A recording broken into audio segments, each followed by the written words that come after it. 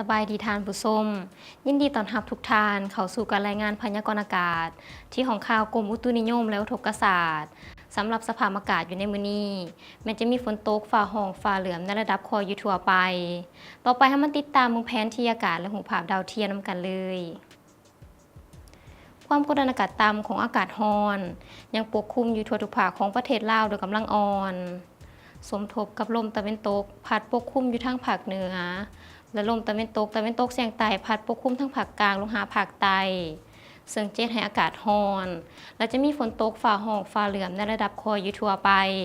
และตกปานกลางหาตกหนักอยู่ทางแขวงภาคเหนือด้านตะวันตกลงหาภาคกลางและภาคใต้พร้อมมีลมพัดแรงอยู่บางท้องถิ่นอยู่ในแต่ละภาคต่อไปให้มาติดตามเบิ่งสภาพอากาศอยู่ในแต่ละภาคนำกันเลย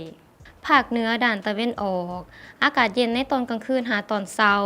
และจะมีฝนตกฟ้าห้องฟ้าเหลืองในระดับคออยู่บางท้องถิ่นพร้อมมีลมพัดแรงเป็นบางโอกาสเนื้อที่การปกคลุมของฝนเท่ากับ40ส่วนร้อยของภาคอุณหภูมิอยู่ในระหว่าง12 31 องศาภาคเหนือด้านตะวันตกอากาศร้อนพร้อมจะมีฝนตกฟ้าห้องฟ้าเหลืองในระดับคอยหาปานกลางอยู่บางท้องถิ่นโดยเฉพาะแม่นอยู่แขวงหลวงน้ำท่าและบ่อแก้วพร้อมมีลมพัดแรงเป็นบางโอกาสเนื้อที่การปกคลุมของฝนเท่ากับ50ส่วนร้อยของภาคอุณหภูมิอยู่ในระหว่าง19 32 องศา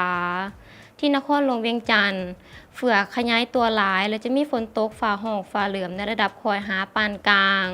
พร้อมมีลมพัดแรงเป็นบางโอกาสเนื้อที่การปกคลุมของฝนเท่ากับ50ส่วนร้อยของพื้นที่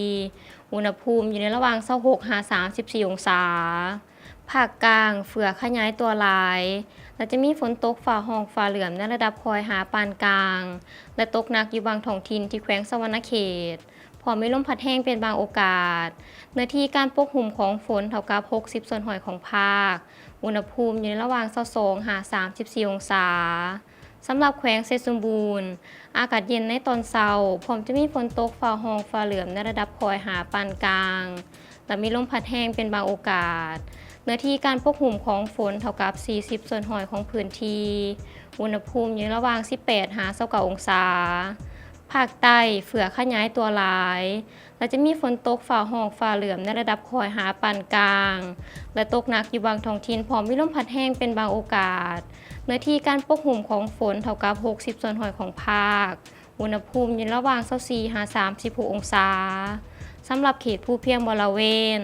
อากาศเย็นพร้อมจะมีฝนตกฟ้าห้องฟ้าเหลืองในระดับคอยหาปานกลางและมีลมพัดแรงเป็นบางโอกาสเนื้อที่การปกคลุมของฝนเท่ากับ50ส่วนร้อยของพื้นที่อุณหภูมิอยู่ระหว่าง16 26 องศาท่านผู้ชมที่เคารพมาฮอดนี้การรายงานพยากรณ์อากาศก็ได้หมดเวลาลงแล้วท่านสามารถติดตามข่าวสารการพยากรณ์อากาศได้ที่ Facebook และ YouTube ที่ขึ้นด้านลุ่มนี้